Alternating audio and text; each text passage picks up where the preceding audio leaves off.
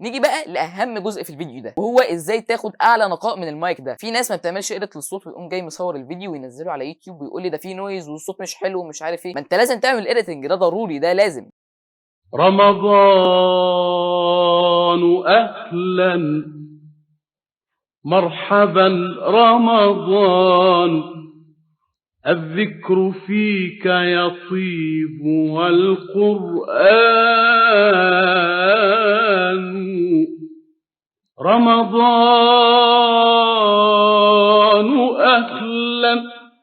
في الفيديو ده انا جاي لك بارخص وافضل مايك ممكن تشتريه لو انت صانع محتوى، سواء بقى يوتيوب، فيسبوك، انستجرام، اي حاجه عادي خالص. كده كده انت هتبقى محتاج مايك علشان تعرف ان انت تطلع افضل صوت المشاهد يعرف يسمعه كويس. على سبيل المثال يعني ده صوتي دلوقتي من غير مايك خالص، اكيد انت ملاحظ الفرق، واكيد انت مش هتبقى مستريح وانت بتسمع الصوت ده. وعشان كده لازم ان انت تدفع فلوس شويه في مايك يكون حلو ورخيص في نفس الوقت. والمايك ده هو البويا BY-M1. المايك ده الصراحه بقاله معايا سنتين وداخل في الثالثه اهو، ولحد دلوقتي ما قابلتش معاه اي مشاكل خالص. فخلينا نبدا دلوقتي بقى في الفيديو اعرفك كل المميزات اللي قابلتني مع المايك ده واللي خلتني استخدمه طول الفتره دي وما اروحش اشتري مايك تاني. فمن غير كلام كتير كده خلينا نبدا في الفيديو على طول. والصراحه المايك ده تقريبا اكتر منتج شفته في حياتي بيتعمل منه منتجات مضروبه. يعني عايز اقول لك انا اشتريت المايك ده 3 مرات، منهم مره واحده بس هي اللي طلع فيها المايك اصلي، والمرتين التانيين طلع منتج غير اصلي. عشان تعرف الموضوع ده كده فبتخربش الكود اللي على العلبه اللي على الستيكر ده كده، هتلاقي شويه ارقام طلعت لك كده، هتقوم جاي فاتح اول موقع تحت في اول كومنت وهتنزل تحت كده لحد السكيورتي كود، هتدخل بقى نفس الارقام اللي طلعت لك دي كده بالظبط. لو طلعت لك علامه صح فده معناه ان المايك بتاعك تمام جدا واصلي زي الفل. لو طلعت لك علامه غلط فده معناه ان المايك ده مش اصلي، وبالتالي لازم ترجعه للراجل اللي انت اشتريته منه، لانه بقى هيديك كواليتي اقل صراحه، والسلك بتاعه هيكون اضعف، ويعني مش ده المنتج الاصلي من الاخر يعني. اما بقى لو ما طلعلكش كود اصلا فده معناه ان المايك برده مش اصلي، ودي حصلت لي فعلا في مره من ال3 مرات اللي اشتريت منهم المايك ده ما كانش فيه كود اصلا، ودي حاجه غريبه جدا يعني. طيب انت دلوقتي خلاص اشتريت المايك والحمد لله طلع اصلي. نفتح بقى العلبه هتلاقي المايك عادي خالص، هتلاقي القطعه دي كده اللي بتفلتر الصوت شويه بالاضافه للبطاريه والكونفرتر ده، وده ملوش اي 30 لازمه خالص لو انت بتصور على موبايل او تابلت او كمبيوتر او لابتوب. هيفيدك بس لو انت بتستخدم ريسيفر بقى، ده حاجه كده بتسجل عليها الصوت برضه، مش الريسيفر بتاع التلفزيون لا خالص، بيبقى حاجه كده صغيره بتركب فيها السلك بتاع المايك ولازم تستخدم فيها الكونفرتر ده. سلك المايك ده تقريبا من 5 ل 6 متر، وده طول ممتاز جدا لو انت بقى تتنقل كتير بقى في الفيديو. اما الواحد زي حالتي كده قاعد في الفيديو ما بيتحركش من مكانه، فاغلبيه المايك هتلاقيها مربوطه في الرابطه دي كده. نيجي بقى للقطعه دي كده، والقطعه دي اللي انت بتركب فيها البطاريه اللي جايه في العلبه. وكنت اتكلمت في فيديو قبل كده عن انت ازاي تشغل المايك ده من غير بطاريه خالص، لان الحوار ده حرفيا بيبقى بايخ قوي، ممكن مثلا البطاريه تكون قربت تخلص وانت مش عارف، فتصور فيديو وتتفاجئ في الاخر ان مفيش صوت. فعشان كده لازم تشوف الفيديو برضه اللي هسيبه لك في اول كومنت اللي هيخليك تشغل المايك من غير بطاريه خالص، وفعلا الموضوع ده هيخليك تصور وانت مرتاح مش خايف بقى المايك يفصل عليك وانت بتصور. كمان في نفس القطعه دي كده في مودات بقى للمايك، ممكن تخليها على الكاميرا او على السمارت فون. السمارت فون لو انت هتصور على الموبايل بس او على تابلت. الكاميرا دي بقى مش شرط تكون كاميرا بس، ممكن تكون كاميرا او كمبيوتر او لابتوب، اي حاجه غير الموبايل. بالنسبه بقى للمتانه بتاعت سلك المايك ده الصراحه فهي حلوه جدا، يعني السلك ده اتشد مني كتير وفعلا ما حصلوش اي حاجه لغايه دلوقتي، رغم ان هو سلك رفيع خالص، ولكن الصراحه اتشد مني كتير ما حصلوش اي حاجه. نيجي بقى لاهم جزء في الفيديو ده، وهو ازاي تاخد اعلى نقاء من المايك ده. من الاخر كده انت عايز تستغل المايك ده اقصى استغلال وتاخد منه اقصى قدراته. يعني انت زي ما انت سامع الصوت ده كده، فالصوت ده نقي جدا، صوت واضح، صوت ما فيهوش اي نويز، وصوت عالي. في ناس بقى ممكن تشتري نفس المايك ده وتيجي تصور بيه وتلاقي ان هو مش نفس الصوت اللي كانوا بيسمعوه قبل كده في الفيديوهات الثانيه. في فيديو زي ده مثلا انا بصور دلوقتي بمايك البويا BY-M1، انت ممكن لما تيجي تجرب المايك تلاقي الصوت طالع اقل بكتير من الصوت اللي انت سامعه ده، وده لان في حاجات كتير جدا لازم تعملها وبتفرق جدا في الكواليتي بتاعت الصوت. اولهم وهي انك تصور في مكان هادي ما يبقاش فيه بقى دوشه او كده، عشان تبقى مساعد المايك في ان هو يطلع لك اعلى كواليتي. تاني حاجه بقى وهي انك تسجل الصوت على مصدر مختلف غير اللي انت بتسجل عليه الفيديو. عشان تفهم الموضوع ده فانا دلوقتي بسجل الصوت على الكمبيوتر بتاعي، ده السلك بتاع المايك وانا مركبه دلوقتي بالكيسه بتاعتي علشان اعرف ان انا اسجل صوت على مصدر خارجي. يعني انا دلوقتي بسجل الفيديو على الموبايل بتاعي عادي، وبسجل الصوت على الكمبيوتر بتاعي زي ما انت شايف. عكس بقى لو قمت جايب الموبايل بتاعك ومسجل عليه الفيديو والصوت في نفس الوقت، كده البروسيسنج او المعالجه بتاعت الصوت هتبقى اقل كتير من ان انت تسجل الصوت لوحده والفيديو لوحده. مش لازم تسجل صوت على كمبيوتر تاني، يعني انت لو معاك موبايل ان شاء الله لو موبايل قديم وسجلت عليه الصوت لوحده هتبقى احسن كتير جدا من ان انت تكون بتسجل الصوت والصوره على نفس الموبايل. ودي فعلا جربتها قبل كده وكنت بسجل الصوت على موبايل تعبان. فانت عادي ممكن تاخد اي موبايل قديم عندك وتركب عليه المايك لوحده. في حاجه كمان مهمه جدا جدا جدا جدا وهي الايديتنج. في ناس ما بتعملش ايديت للصوت ويقوم جاي مصور الفيديو وينزله على يوتيوب ويقول لي ده فيه نويز والصوت مش حلو ومش عارف ايه. ما انت لازم تعمل ايديتنج، ده ضروري، ده لازم. كنت عملت قبل كده فيديو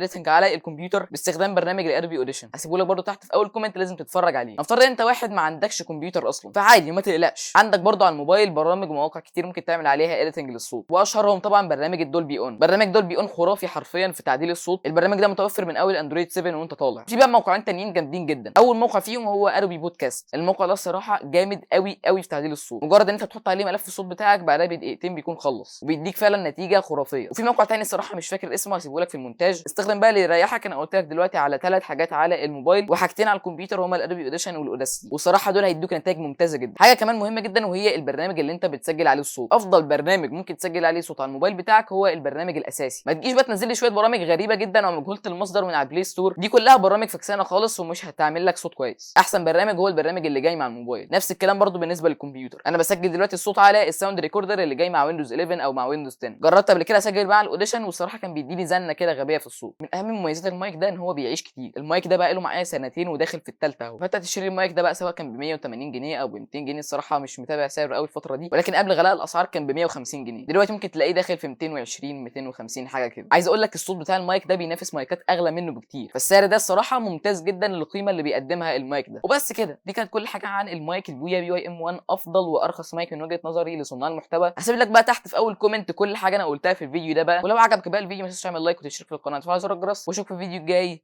مع السلامه.